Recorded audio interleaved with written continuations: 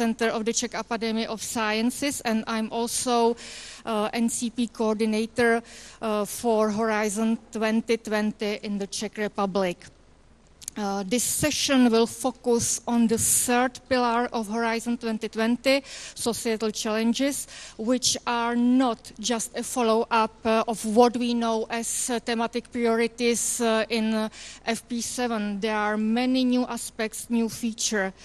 This pillar will be presented by Mr. Neville Reeve.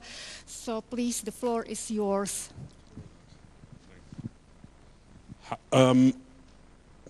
Once again, hello, and it's my pleasure to present the societal challenges, or as some people refer to them, the grand societal challenges, the third pillar of Horizon 2020. I will say a few words about the context. I will then run through reasonably quickly some of the key features of each of these societal challenges. It was I thought an excellent session just now. Great to hear that all the speakers were sort of picking up the points which have been said throughout the other sessions today. The Commissioner was talking about single set of rules, simplification, simple architecture, challenge-based approach. Challenge-based approach is my point of entry to where we are now, because as I've emphasized, I think as other people have emphasized, this is the very essence of what the societal challenges pillar is all about. It's expressed in the way in which the titles or the different parts of this pillar are actually defined, and also it's expressed in the way in which the work program is set out, and I'll get to that in a moment. I'm not going,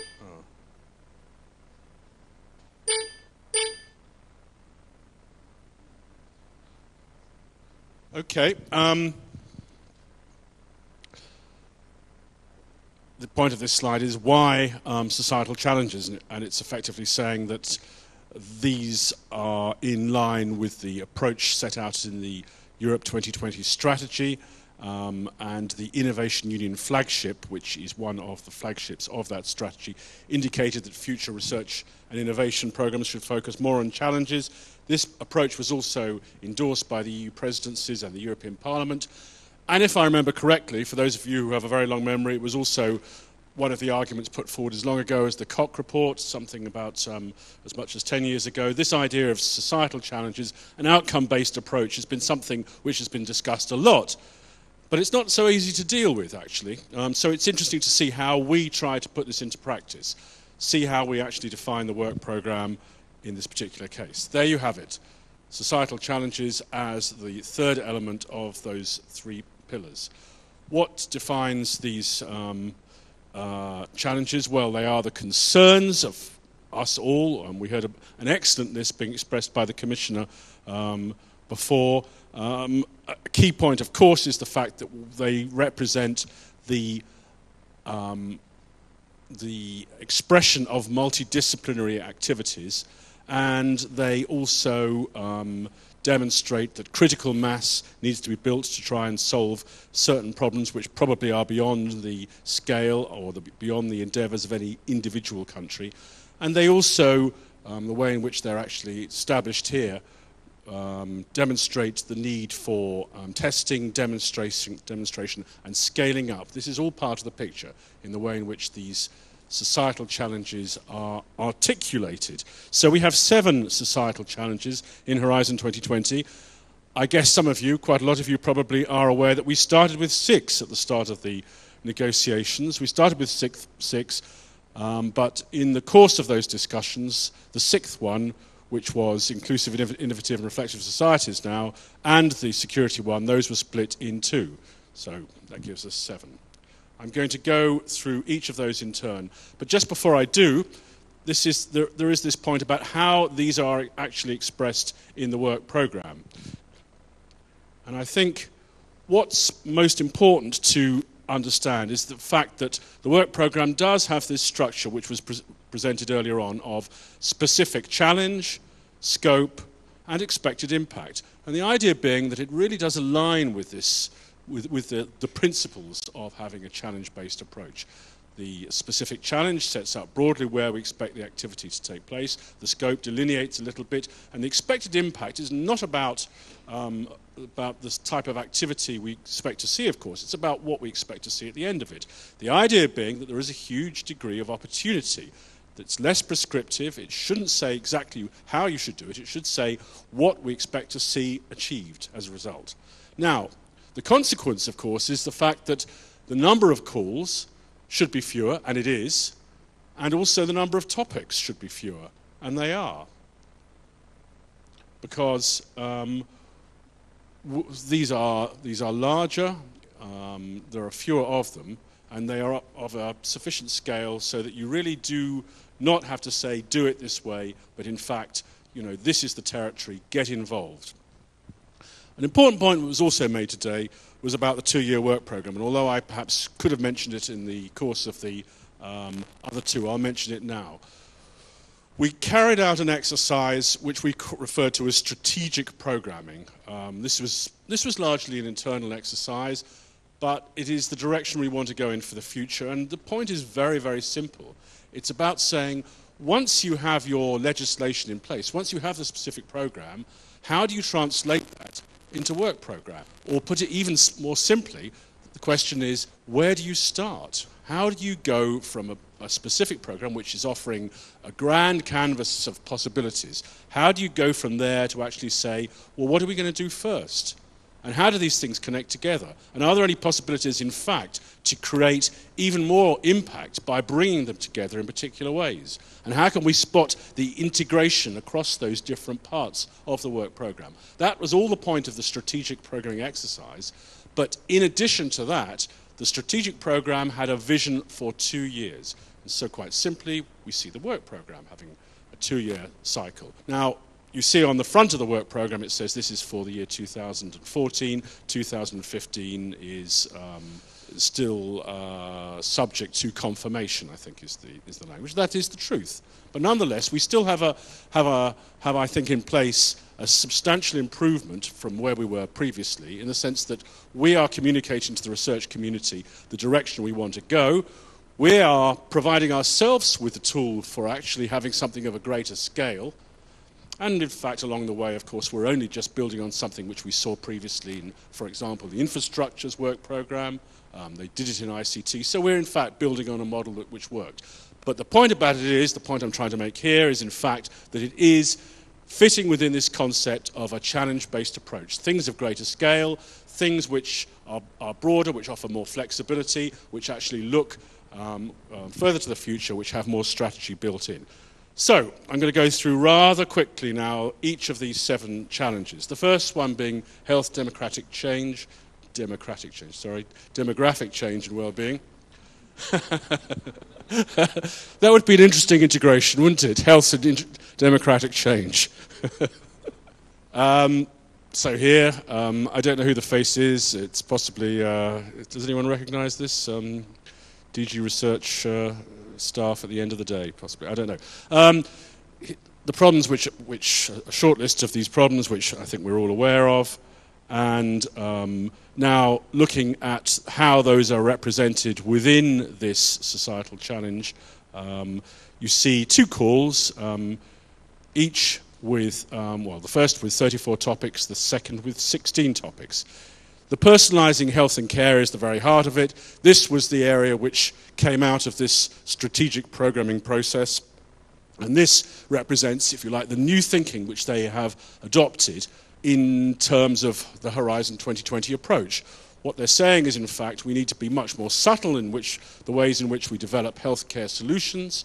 We must not have a single approach which is just there for all to use, which we must really try and understand the genetics, we must try and understand how individuals react to certain drugs, we must understand how solutions are delivered to individuals. All of those things are represented by this call, personalising health and care.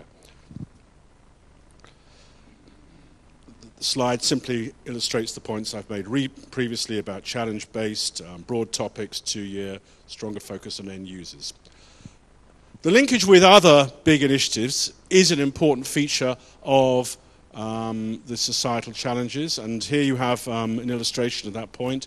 You have the the EIP on active and healthy aging, the IMI2, which is a JTI, and you have the two public partnerships of active and assisted living and European and developing countries clinical trials partnership.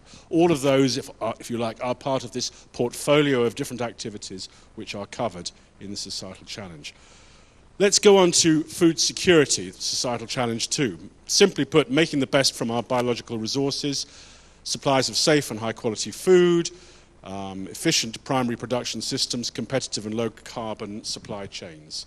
To accelerate the transition to a bioeconomy is the phrase which you will hear quite regularly used when this is described in a Brussels context. Here you have three calls. The blue growth was the one which came out of our strategic programming process, unlocking the potential of the seas and oceans, but you have two in addition: sustainable food security and innovative, sustainable and inclusive bioeconomy.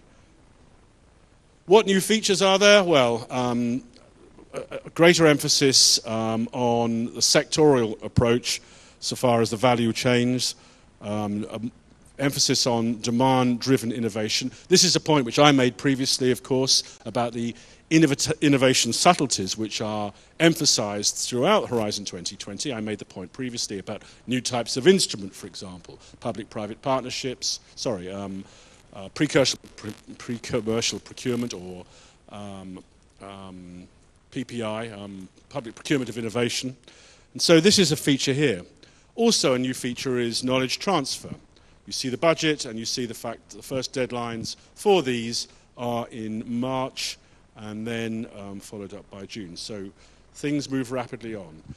The third societal challenge is the one on energy. Of course, a huge landmark in terms of policy making here is already provided by the SET plan, the EU Strategic Energy Technology Plan, and this was extremely influential in terms of how we developed this part of the work programme, and also it fitted in very nicely with this strategic programming exercise.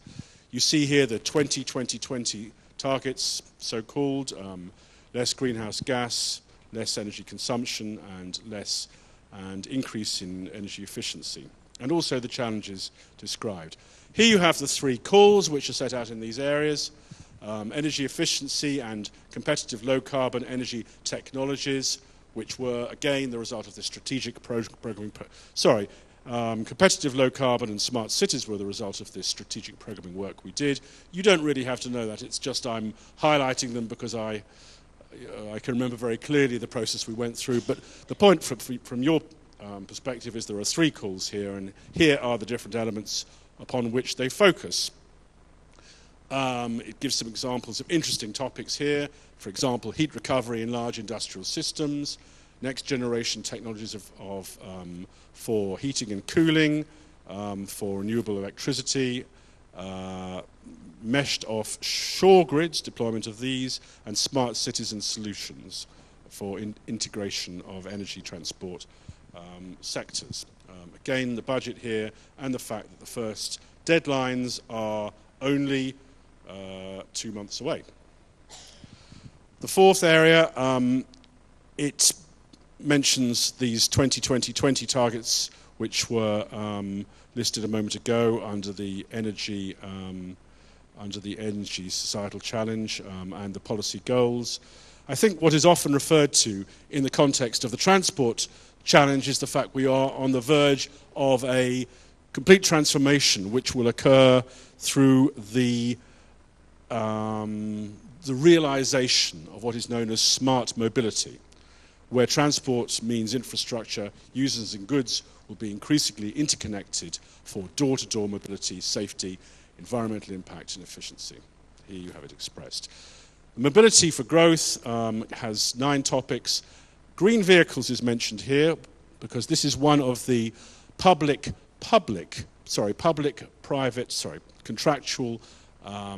contractual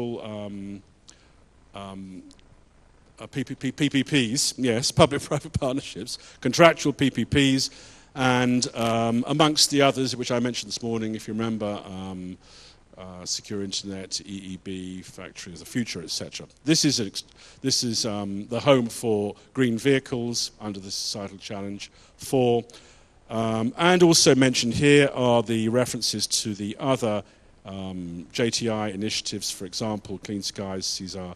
I think Shift to Rail is somewhat further down the track, no pun intended on that one, but nonetheless it's still there, and then fuel cells and hydrogen. What are the new features? Well, I don't really need to read these out, I think, do I? So I think one of the issues there which is brought out is this question of how to use socio-economic research, social sciences and humanities research, which was highlighted by Vladimir Susha, and was also highlighted by Dimitri and myself this morning as being pervasive, as being embedded throughout Horizon 2020, in particular the societal challenges. We see obviously a huge potential here to use that to understand how people's habits change, our need for transport. That's of critical importance in terms of providing a much more comprehensive solution to our need for transport. Climate action,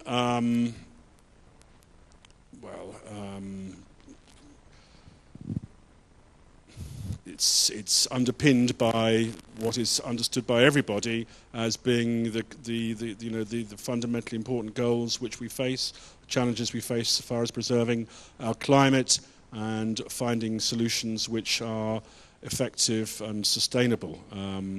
There is a need to decouple economic growth from resource use.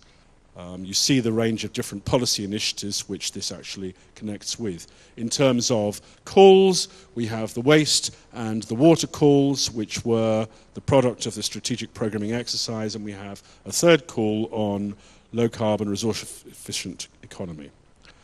And again, it's a sort of tagline, perhaps in the style of the one about the bioeconomy. This is transformation to a green economy in society, with all kinds of eco-innovation, including social innovation, actually included there. Interesting topics are, for example, the reference to the circular economy, water solutions, from innovative water solutions to market replication, bridging that gap, and new solutions for sustainable production of raw materials.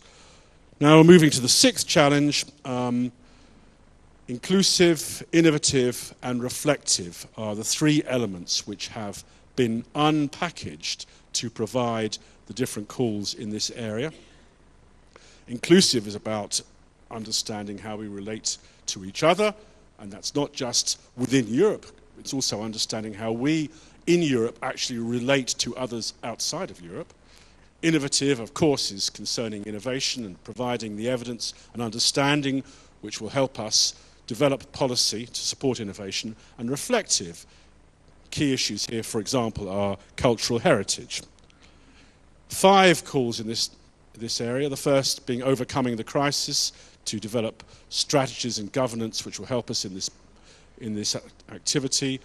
Youth and the young generation, the second call. Reflective societies, the third. Europe as a global actor, one of those points about the inclusive society and new forms of innovation being the fifth area. It's mentioned here in this slide, of course, this question of don't just look to challenge 6 if you want to find social sciences and humanities. Look across the different parts of Horizon because it is embedded in different places. It should not be seen as, that's the home of social science and humanities. Look for it in different places. And the first deadline's there, the 29th of April, and you see the 30th of September. In terms of budget, of course, it's a smaller part of the overall package. Finally, secure societies. This is consistent with the goals of Europe 2020 and the challenge to protect our citizens, society and economy, as well as our infrastructure and services, prosperity, political stability and well-being. And you see those reflected in the scope of the activities. So, for example, natural and man-made disasters, the fight against crime and terrorism, border security, external security, cyber security.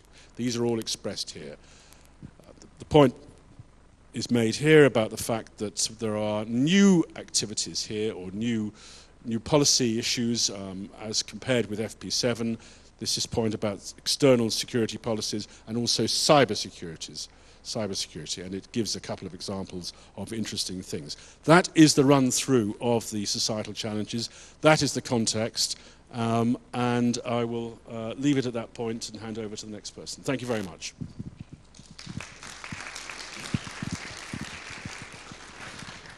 Thank you very much, Neville, for the useful and comprehensive overview of goals in the Pillar 3. The next presentation will be focused on need of changes in perception and attitudes to solve societal challenges. Therefore, I would like to ask for contribution Professor Jan Turňa, Vice Rector of the Comenius University and Director of the Slovak Center of Scientific and Technical Information. So, please, the floor is yours.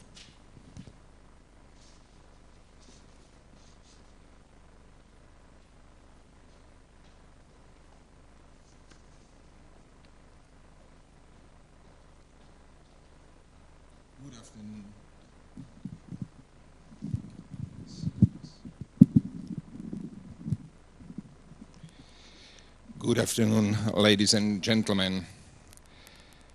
As mentioned also in the conference agenda today, I represent here two institutions. On one side, Comenius University, the oldest and biggest university in Slovakia, and on the other side,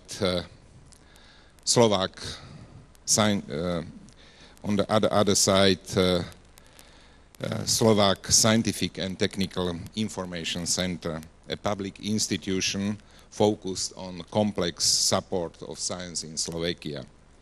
Since recently, also as host of the Slovak NCP's network, as you will hear further. Content of my talk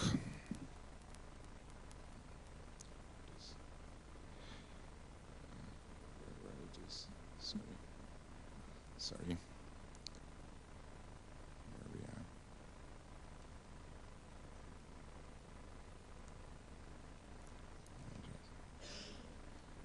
And just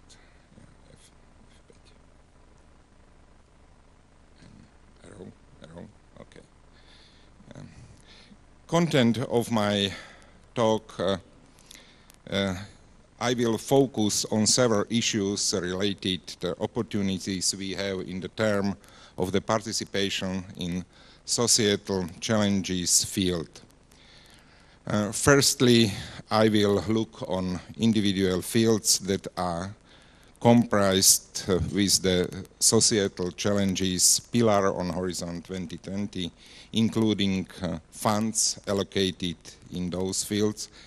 I know always when you are at the end of the conference, there is still a risk that some data or facts will have been already said, but as a teacher, I know that sometimes if you repeat data, it might be useful.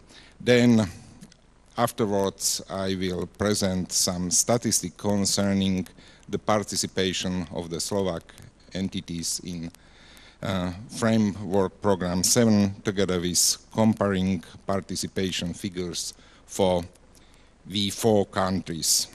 And then Slovak potential in individual fields of societal challenges will be analyzed on the basis of our participation in consortia of FP7 projects. Finally, I will use these opportunities to introduce you the support structures of Horizon 2020 as a Slovak Scientific and Technical Information Center, which I also represent, is one of the key parts of this system. The name of the pillar focus on the societal challenges, especially its Slovak translation, might evoke the focus only on social sciences and humanities. It's also my experience that very frequently it is understood that it is placed mostly for social and sciences and humanities. However, in perception of the term societal challenges by European Commission is much wider and includes important fields also from the area of technical and life sciences. That is why societal challenges provide unique opportunity also for research institutes and companies dealing with different technical and natural sciences.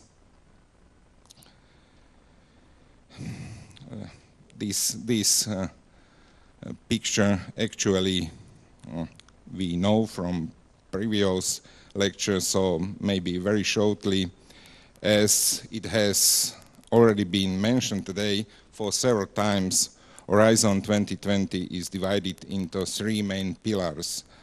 One of them, according to the funds allocated, probably also most important. I know that it is not good to call it by this meaning, are social challenges. At this slide, it can be seen that topics of social challenges are really extensive and provide good opportunities for researcher and technology-oriented companies focus on technical and life sciences. I jump to next slide. On this slide, we can see the budget allocated to individual pillars of the topics of Horizon 2020. For social sciences, it is allocated nearly 30 billion of euro, and this is different picture as we saw. And in this slide, here we can see the funds allocated for individual fields within the social science challenges. The biggest is for health, which is nearly 10% of the total Horizon 2020 budget. The continuous importance of the topic grouped in Horizon 2020 within social challenges can be seen also from definition of priorities areas in FP7. At that time it was called cooperation.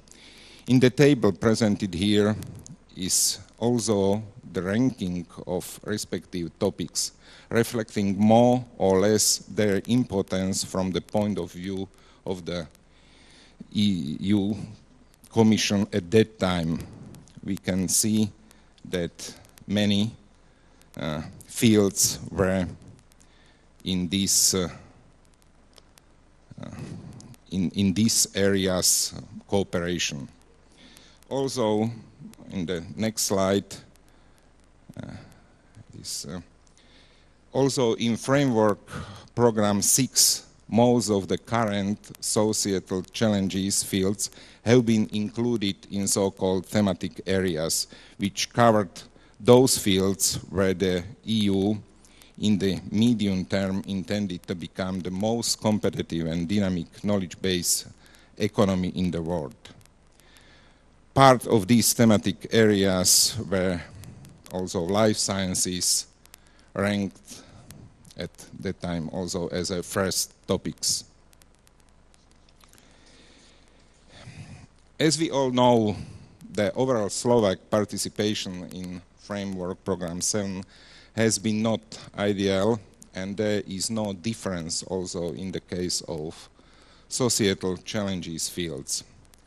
However, relatively good numbers in our condition have been achieved in areas of security and energy, where Slovak participants have been receiving the total EC contribution more than 5 million euro. It is exactly approximately 5.5 in case of security. Third most successful topic within the societal challenges in FP7 from Slovakia has been held with more than 4 million EC contribution received, followed by the knowledge-based bioeconomy. The least money, around 2.5 million euro, has been achieved in transportation and social sciences fields. The total fund achieved by Slovak participants in individual field are in correlation with the average EC contribution to Slovak participants in one project. It is apparent that important role in these regards is played by top researchers and research teams in responsive area.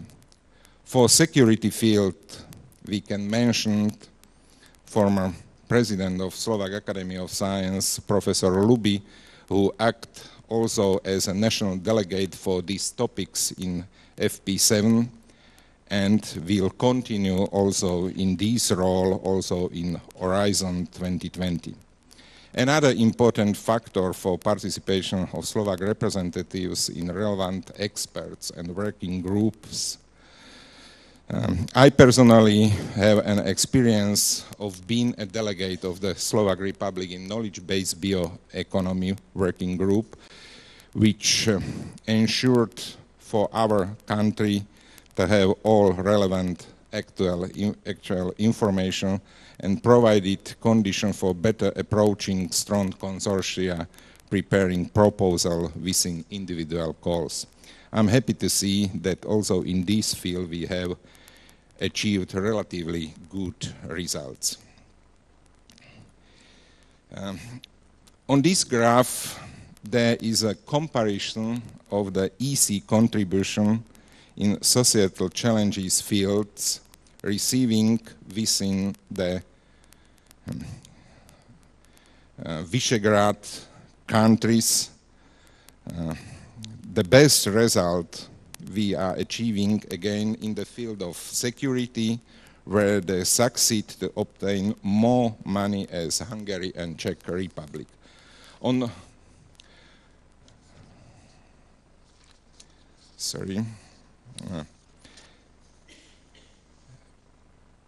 Here is again comparison of, on this slide, here is again comparison of V4 countries, this time per capita and per researcher EC contribution. Slovak Republic is on third place in per capita EC contribution, reaching the €5 level. However, comparing the per researcher contribution, we are at the last position with less than €1,900 per researcher, while the best Hungary is reaching €4,000 in this figure. Slovak potential in Horizon 2020, societal challenges. On the next two slides, I will present the participation of the Slovak institutions in individual relevant field of Framework 7. These figures can provide us with a clear picture where is the highest potential of Slovakia also for Horizon 2020.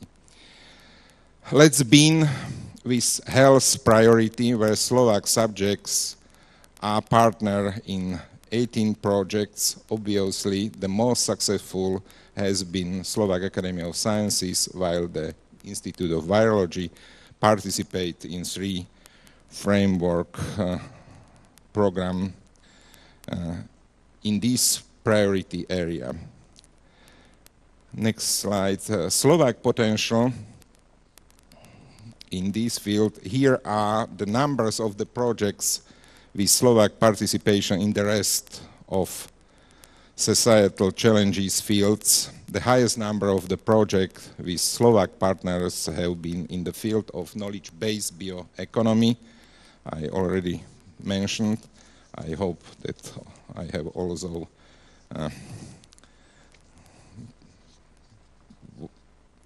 did some useful work in this field. In other fields, there are between 14 and 20 projects. Another way how to access the potential of research institutions to participate in high-quality research projects is to identify best researcher team based mainly, sorry, I have a little bit disorder here, mainly on publication and citation. We saw some data from President of Academy of Science and also Rector of Slovak Technical University. Recently, Comenius University has made such analysis in cooperation with independent ranking and rating agency. Similar analysis has been done by Slovak Academy of Science 2 years ago. On this slide, I want to say a little bit about changing the attitude. From my personal experience at the university, there are several factors that might positively influence success of our researchers in Horizon 2020. Most of them we have already discussed at the university management and agreed to undertake needed steps. These desired measures in public research organization might be the building mechanism and provide deductive administrative capacity to support the researcher in preparing proposal and thus allow them to focus on expert work only. Next, to ensure the adequate evaluation and appreciation of the participation in EC framework programs, so the difficult research project within the EC framework program will be much more important and evaluation of researcher work and also in splitting the money between universities than small projects funded from the state schemes or EU structural funds. Next, to support the motivate employee to participate in the EC calls for expert and advisors and ERC grants. Also, at a national level, there are measures needed in order to support Slovakian entities in activities related to participation in Horizon 2020. Something has happened in these regards, and as a General Director of the Slovak Scientific and Technical Information Center, I will do my best to continue in this support measure. As the most important measure, I consider first establish of effective support structures, in this case national delegate and national contact points and experts. Another important measure should be developed of financial scheme supporting good quality proposals regardless the decision about the funding, probably as the scheme administered by Agency for R&D. Important would be also the assurance of financial means for participating of Slovak representatives in different ERANET initiatives and technology platforms. Next, similarly, as the institution level, also on the state level, it is needed to ensure adequate evaluation of the participation in framework projects and consider this in the process of distribution of the state subsidies to public research organization. Horizon support in Slovakia. Similarly to Framework Program 7, also in case Horizon 2020, there are national delegates, experts, and national contact points for each field nominated by the Minister of Education. In Horizon 2020, there have been some changes introduced to program support structure at the national level. Following the decision of the management of the Ministry of Education, Science, Research and Sport of the Slovak Republic, the network of the national contact points for Horizon is hosted by the Slovak Scientific and Technical Information Center. We have already concluded full-time employment contract with 7 new employees and with 6 external experts on a part-time contracts for positions of the national contact points, which shall make the network more professional. In order to ensure the continuity of the work of NCP's network, the cooperation continues with the most of FP7 NCPs as external experts. Recently, the Slovak Scientific and Technical Information Center, in cooperation with the Ministry of Education, section of Science and Technology, established the Slovak License Office for Research and Development in Brussels.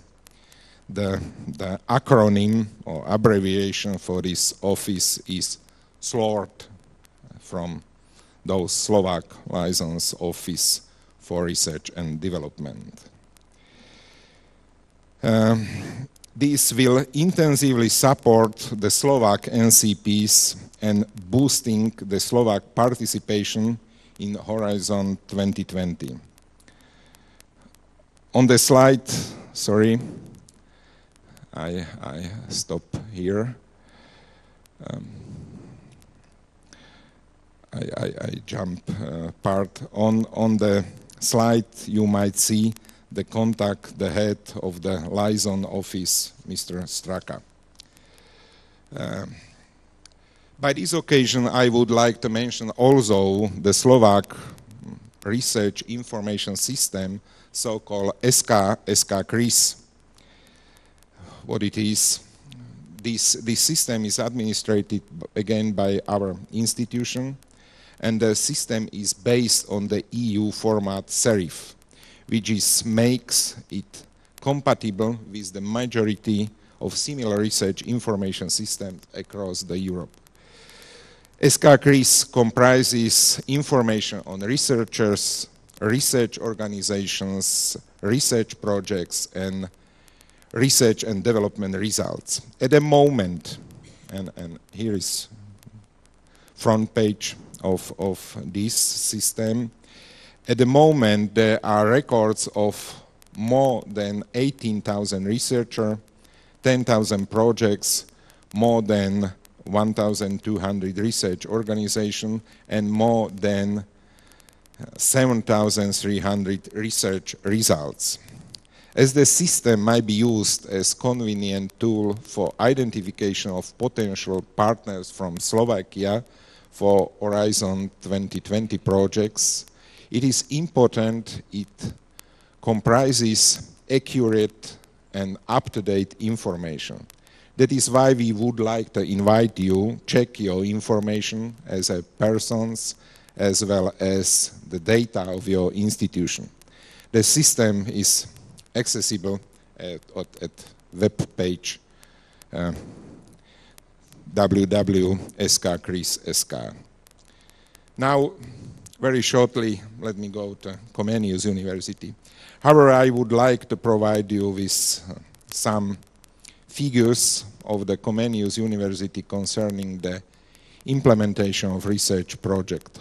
Of course, the number of FP7 project is by far least because of obvious reason.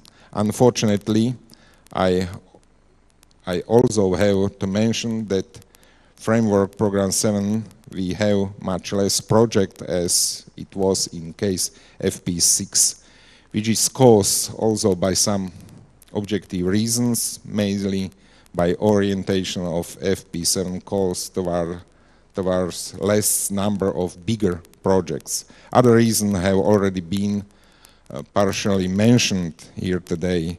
It is mainly the number of EU structural funds project which significant bureaucracy and administrative burden are strictly against application for framework programs. Another factor is missing target administrative support to researcher and also insufficient interaction and collaboration with NCP networks, which will certainly change in Horizon 2020, not only in the case Comenius University, but also in other research organizations, at least I hope, which have been established close collaboration with the Slovak Center of Technical Information Center.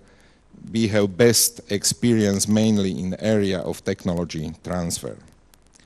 Finally, I would like to provide you with the names and contact details of Slovak national delegates and national contact points in the field of societal challenges. Thank you for your attention. Thank you very much, Professor Tuňa, for your contribution. Now, one of the societal challenges which is very important for Europe and for its citizens is security. I would like to invite Mrs. Merle Misoveit from the Fraunhofer Institute in Germany, who is a successful participant of many of framework program projects, to give her presentation on security topic. Yeah, thank you very much.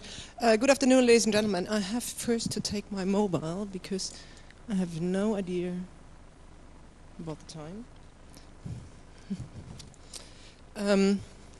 And then I would like to thank the organizers for inviting me today and for giving me the opportunity to talk a little bit about secure societies and also about Fraunhofer, and also to get a little bit of a different perspective on Horizon 2020 from a smaller member state, which is a bit different from a German perspective, although it's not all fun and games in Germany as well. So yeah, but thank you for that.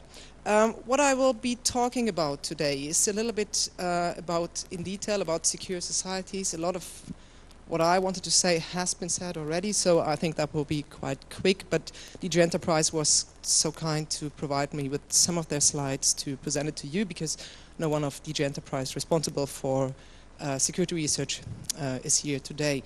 And then I will talk a little bit about Fraunhofer and security research in Fraunhofer in detail. So this is the Commission slides, DG Enterprise. This is a view back on FP7, security research in there. We had 1.4 billion euro as budget, 20% of it went to SMEs. I think they guess it's successful. We had 250 projects and 2,500 participants, and also here it was quite successful from the view of the Commission. At least it was oversubscribed like 4 times. As a researcher, I must say, of course, it's always better to have less competition, but I think it's quite okay. Nivald was talking already about the mission in secure societies. I don't want to speak too much about it, but this is, I think, coming from the SRIF initiative like a few years ago, where it was decided to structure security research along missions, which makes a lot of sense because it's a transversal activity where a lot of technologies, a lot of technology areas and also science areas have to collaborate in order to fulfill these missions that range from fighting crime and terrorism over cybersecurity, disaster resilience, but also CSDP, which is the Common Security and Defense Policy related issues.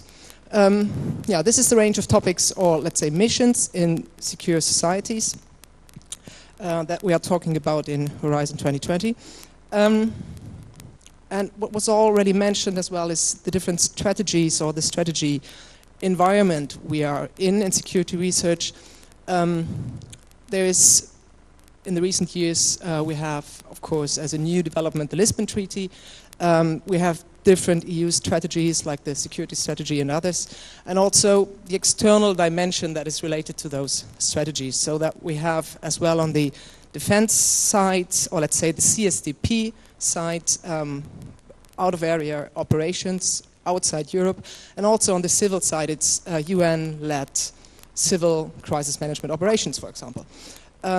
Not to talk about border security and everything that is outside EU. Also, we need to be able that, or we need to take care that our proposals, or that what happens in secure societies, supports the competitiveness of the industry. This is why secure societies is handled and taken care of by DG Enterprise and not by DG Home or ECHO. It's first and foremost about competition and about the successful European industrial base. The security missions, of course we have to involve end users. In this case it's a bit different from other markets. We have only a few, let's say, end users and customers. We're talking about firefighters, policemen, disaster relief agencies, but people like this, and they have to be involved, of course, because researchers usually have no clue about what the missions and operational issues for these people are. Close coordination with EU agencies is required. I took here the European Defence Agency as an example. There has been collaboration already for some years together with the Space Agency, so these needs to be exploited. And of course, again, we were talking about this very often today, the societal dimension, which got a special place really in the secure societies in Horizon 2020, which was, I'd say, caused by some issues that were encountered by DG Enterprise with people like Anonymous and the media when it came to projects like INDECT, for example, so detection of abnormal behavior, where people taking care of fundamental rights were a bit concerned, and I think rightly so, about what we are doing in secure societies and security research. So there are some topics taking care of this, not only from a technology perspective, but also what is the perception of security and insecurity among people, cultural differences, root causes of terrorism, and so on. Of course, DG Enterprise is concerned about industry, and there's the industry policy that need to be taken into account when writing a proposal. There need to be measures to overcome the fragmentation of the security market. Then the famous gap from research to market. I think the value of that is maybe specifically deadly in security research. And the societal dimension, as I said. Here's the timeline that has been shown earlier. The first call is published. It will be officially open on 25 March. I didn't fully understand why there is like a publication date, and then another official publication date, but that's how it is. Then there's the deadline, 28 August, and the grant agreements should be signed in early 2015. I was told by DG Enterprise that the main difference from FP7 to Horizon 2020 when it comes to writing a successful proposal is that there should be good knowledge and a strong link to policy initiatives, even more than before. Some of them I've listed earlier. And also, and I think that's true for the entire societal challenges thing, the impact section will be much more important, also with regard to the score in evaluation. So it will be weighted by factor 1.5 and considered first when scores are equal between different consortia. There's some news in the evaluation process. So the fundamental thing will be the same. There's an individual review of individual reviewers, then there's a consensus meeting, panel review, but there are some changes. First is the multidisciplinary approach, also for secure societies. There are topics brought in by, for example, DG Environment, but also DG Connect, so that we have a more holistic approach to security. Climate change is a topic, of course, and cyber. So there are new expert profiles. There are more experts per proposal, apparently. and clear procedures for cases where experts disagree. I think that's an advantage. I was hoping that they had it, but they hadn't. So there will be a time to grant of 8 months. That also means that there will be not a lot of negotiation about proposals after the submission. So the proposal needs to be executed pretty much as it was submitted. And I don't know about you, but I think that's a challenge really, because usually I'm used to submitting a proposal and while thinking, okay, that can be fixed later. But that's not the case anymore. So it has to be realistic and doable, and there's not room for negotiations and trying to find a better solution when you got more time. The evaluations will be stopped when there is when a consortium didn't reach the threshold, and but fast and simplified procedures for the SME instruments, which makes sense. Okay, that was the first part of my presentation. I will now talk a little bit more about Fraunhofer and what we do first in general and then in security research. Some of you might know that Fraunhofer is the biggest organization for applied research in Europe. It's not only the Fraunhofer Institute, as often referred to, it's actually 66 and it could be even more, I don't know, it changes a lot, quite frequently. And there are more offices all around the world. I think in total it's up to 85 or so Fraunhofer units on a global scale. It's more than 22,000 employees. 60% of the employees are researchers. The others are technicians, administrative people, lawyers, everything you need. The annual research budget for 2012 was close to 2 billion euro. And we have the famous Fraunhofer model where we have 2/3 of this budget in contract research, 1/3 on behalf of industry. So it's called industry money, and one on behalf of public bodies, where we do research for national and international public bodies. And 1/3 institutional funding that we get no matter what, and that's for risky research. To be able to do things industry can't do, and to live from that. And our institutional funding depends on the industry contract we get, so that's the engine then. We're trying to pool a little bit our expertise. Fraunhofer is large, but it's mostly decentralized. It's not really like a big company. We have the headquarters in Munich, but they're doing administrative and legal stuff and everything. And apart from that, the institutes are independent research units. We have some groups where we try to pool a little bit what we do on ICT, life sciences, light and surfaces, microelectronics production, materials and components, and last but not least, defense and security, where my institute is from. And it's a group of, I think in total, 10 institutes or so, and some institutes are also part of other groups, so it's not exclusive. That's the distribution of our annual budget. As you can see, this little orange box, that's the European Commission money, which is mostly FP7. So you can see it's a rather small part of the entire budget compared to other parts. The question is, why are we doing this? And why are we trying to really also build networks within Fraunhofer to improve our performance in FP7 Horizon 2020?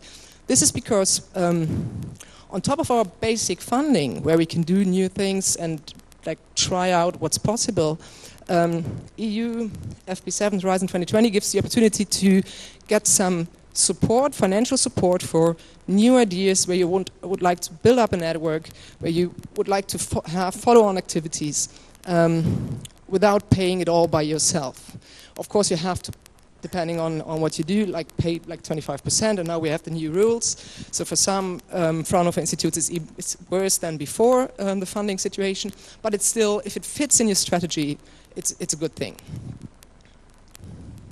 We are often asked why we are so successful in EU research. One of the secrets is we are so decentralized and so disorganized that we just participate in all proposals, and so we lose a lot, but we also win a lot then. But also, I mean, of course, I have to say that we are excellent. We're excellent researchers. There are economies of scale. We can do a lot with 22,000 people, a lot more than when you're smaller. I think our know-how and technology transfer works quite well, more or less, could be better, but it's of course better than in a not connected organization. Of course we have vast national, international networks, and success leads to success. So once you're good, you will have other opportunities, you will find the right partners, you will win more projects, and so it's a force multiplicator, what EU research is for Fraunhofer. This is an example of how it can work. There are 3 examples of projects from an CBRNE, so chemical, biological, radiological, electromagnetic explosives threats background, and it started in 2010 with a component collaborative project on threat assessment, and then it really was developed into the next stage where entire concept for cities have been developed, and then it led to an integration project on subsystem level, very close to market already. So that's how one project leads to another in the CBRNE area. Same here for maritime surveillance, although it's not that ideal because we started this already in the preparatory action for security research before FP7, or before FP7. Then there were several projects that led then to the big maritime surveillance demo, with one exception here. Perseus, the demo has no Fraunhofer participant and also no German participant. So it did work out that well in that case. What are our priorities? Mostly smart cities, resilient cities, infrastructure and citizen. We have a lot of things here, CQED for example, it's the big transport demonstration.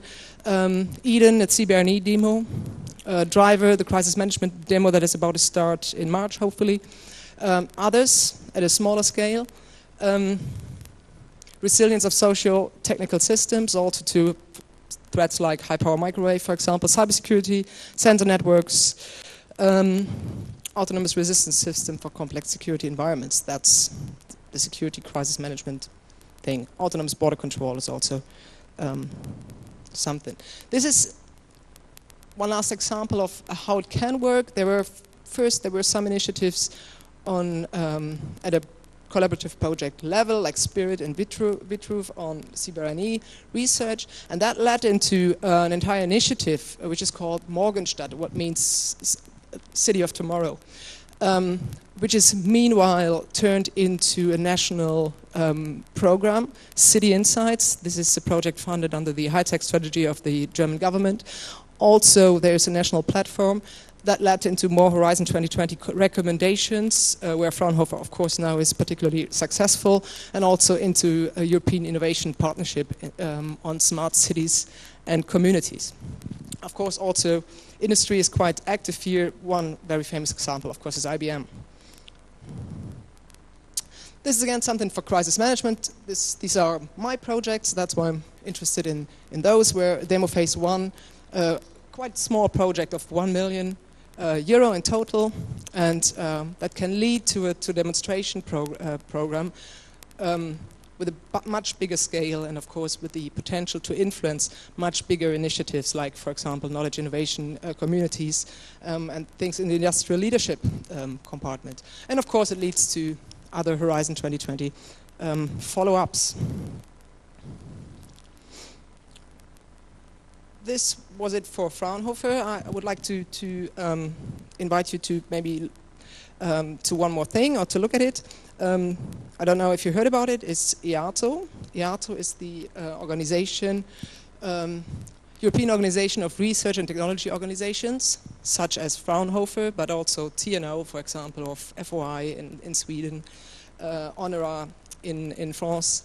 And it's a quite big society, and as part of this society, there's the Eurotech group, which is a grouping at CEO level of the larger RTOs, such as Fraunhofer, and where we meet under the auspices of EATO. And there's also the Eurotech Security Working Group with some active members, and we're trying to really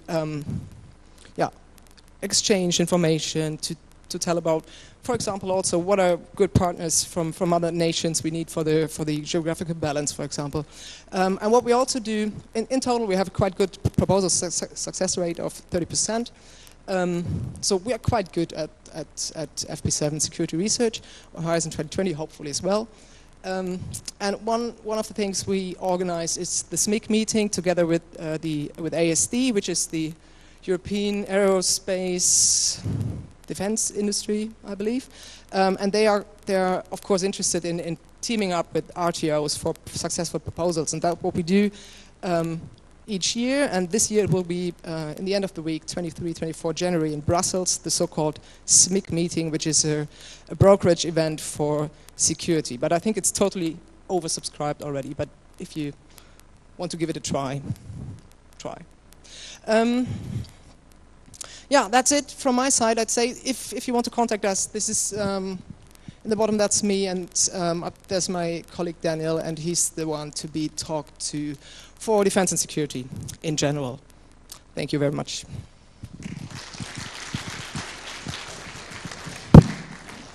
Thank you very much, Merle, for important information and for sharing your experience with us. Now let's have a look if we have some questions to be answered from internet. Let me have a look. Okay, I see 3. Does Fraunhofer Institute have internal strategy on Horizon 2020 participation? So it's for you, Merle. Hello. No. No, we don't. But that's because I told you that we are one organization and one legal partner, but we are not really coordinated, which has pros and cons, I would say. But one of the negative points is, of course, we have a research strategy, and we have for each institute a strategy. What are we going to do also in Horizon 2020? But there's also a lot of competition between the institutes, so that we prefer not to share all our plans with the other institutes. And yeah, sometimes this leads to confusion, but also it gives some sort of an incentive to compete and to be even better than your partner, than your Fraunhofer Institute. So yeah, there's something like a generic strategy, but not specifically for Horizon 2020. So thank you. The next question is also for you. What's the strategy of Fraunhofer to choose project partners in FP7? So how will you find your partners? I mean, there's of course there are several categories of partners, I would say, in a successful FP7 project. One is, first, what we do, at least at our institute, is we first build a very small core group. That's how we call it, of maximum 3 partners. And that's where you really develop the concept. So that need to be people that put some thoughts into the idea and that understand the idea and what you are aiming at. So it's mostly about intellectual resources, I would say. It's mostly other RTOs like TNO or FOI, for example, and people who understand the matter. And then, of course, you go and team up with strong industry partners, depending on the topic, of course, and depending on the expertise you need. And then you take it from there. Like, I think you have to have a very clear idea of your project, of the concept, of the roles that have to be fulfilled, and then you choose the partners exactly matching these requirements. And of course, taking care of geographical balance and what else you have to take care of. Yeah. Thank you very much. And the last one from the screen is maybe from Neville. Can a public, it's easy one, can a public or private institution from Western Balkan country, which is not EU member, be a project partner with Slovakia within Horizon 2020?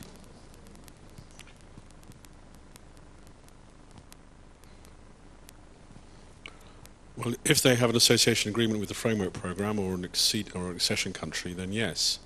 But I don't know which Western Balkan country we're talking about here. Which West?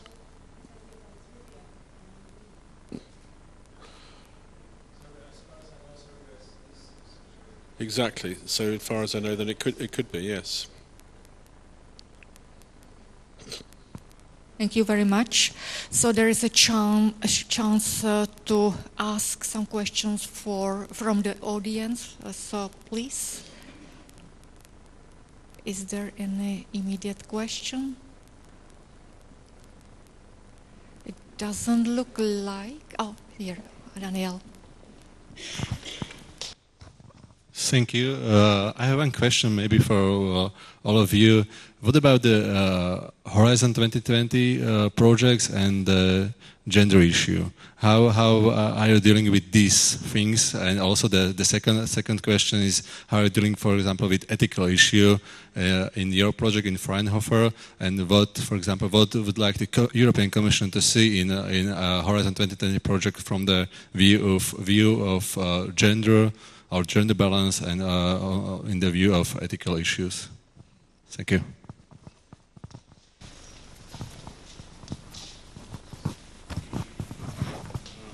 Gender first, okay. We have provided clear guidance on this, and it's in the template for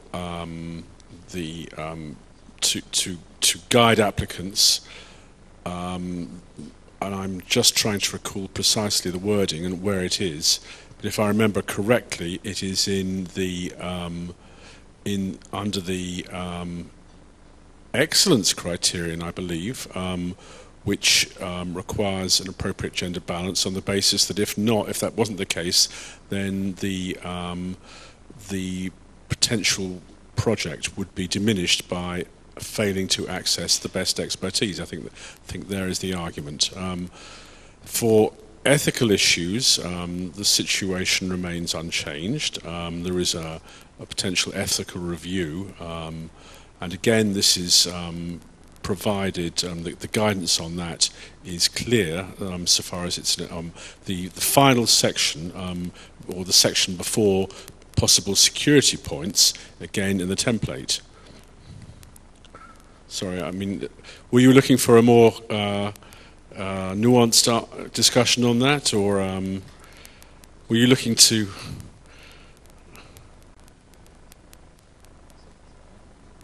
Sorry, was this the answer you were looking for?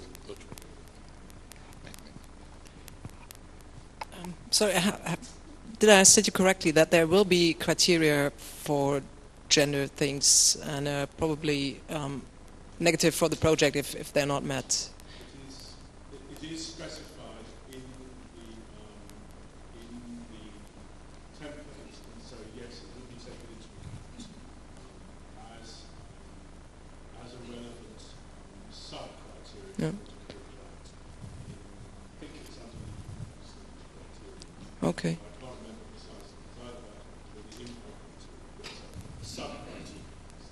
So yeah, I hope it is, because I think it's a very good and an important thing, because I can only speak for security research, though I know the figures for the other areas also quite well. When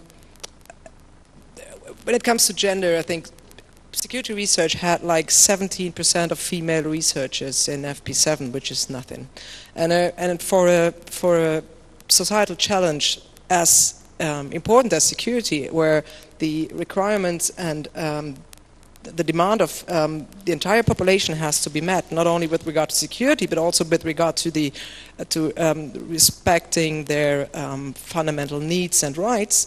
It shouldn't be only middle-aged white men developing technology. It should be everyone.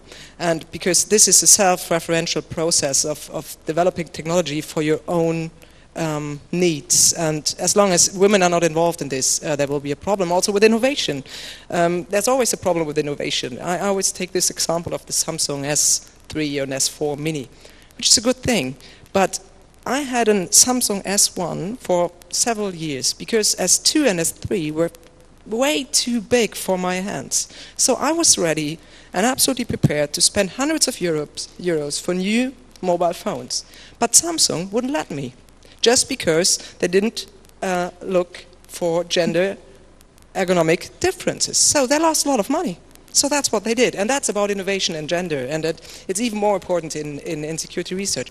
And coming to the ethical part, also very important in security.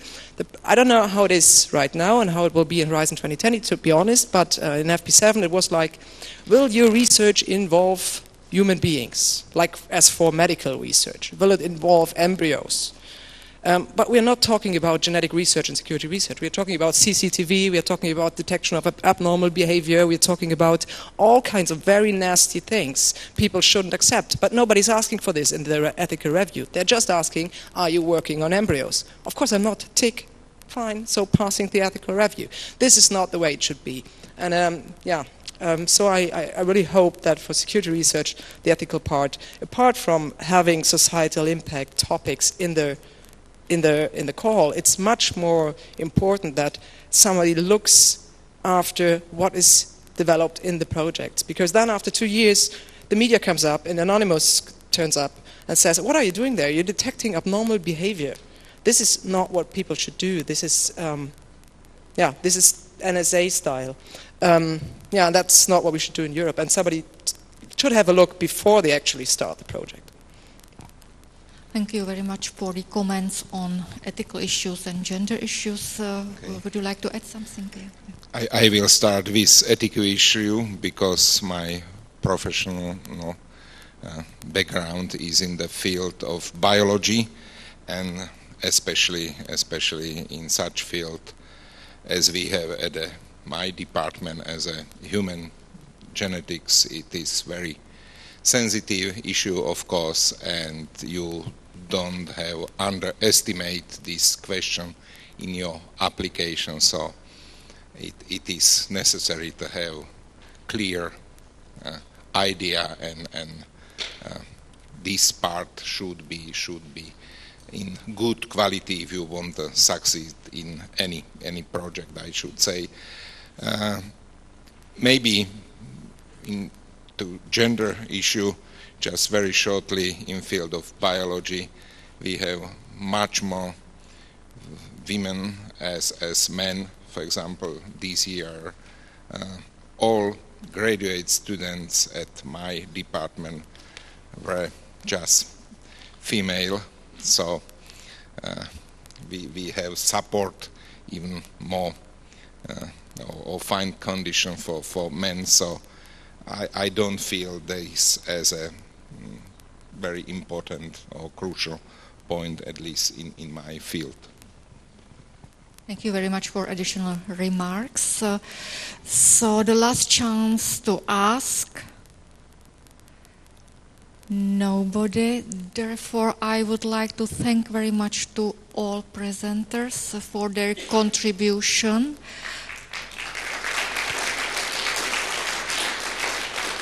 And I would like to ask Daniel Straka to conclude the whole conference. Thank you very much, Nadia. I would like to also thanks to our speakers in our conference. I would like to also thanks to you who stay with us to the very end of this conference. I would like to also thanks to the organizers of this conference, which is Slovak Organization for Research and Development Activities, Ministry of Education, Science, Research, Sport of the Slovak Republic, Slovak Center of Scientific and Technical Information, BIKU Bratislava, and Technology Center of Academy of Sciences of the Czech Republic.